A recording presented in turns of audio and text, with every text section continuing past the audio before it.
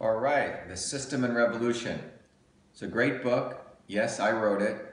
That's why I'm saying it's great, but it is in fact a great book.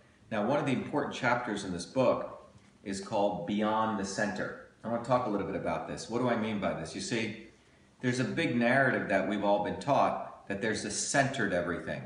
You know, you go back several hundred years, Galileo was the first one to say that the Earth is not the center of the solar system.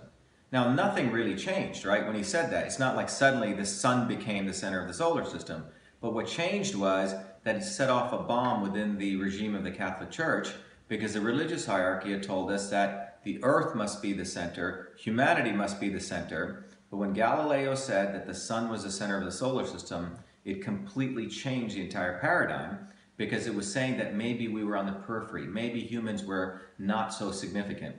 But the interesting thing is, even though now we put the sun at the center of the solar system, we still have this notion in our head that there's centers to something. In fact, in the 50s, when DNA was discovered, the theory for the last 50 years, up until 2003, was that DNA in the nucleus is the center of the cell. That if you have a gene for something, you're definitely going to get a particular disease. So again, the DNA was the central thing that dictated everything else.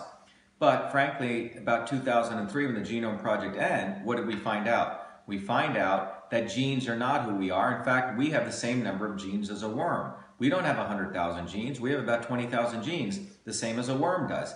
So what we've now come to understand is there's a new field called systems biology, which is teaching us that it's not all about the DNA, but there's something more interesting. And in my opinion, what you really find out is the really cool things don't occur in the center, they occur in the periphery, in the edges. For example, innovation takes place in the edges. You know, email, and I know this personally, wasn't invented in the center of the military. It occurred on the edges in Newark, New Jersey, in a poor, small medical college by a 14-year-old kid. In fact, great inventions occur at the edges. Great things, even at the cell periphery, take place.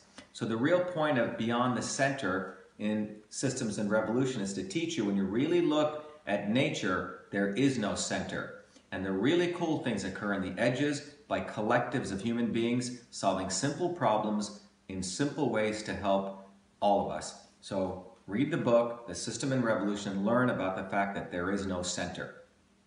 Have fun.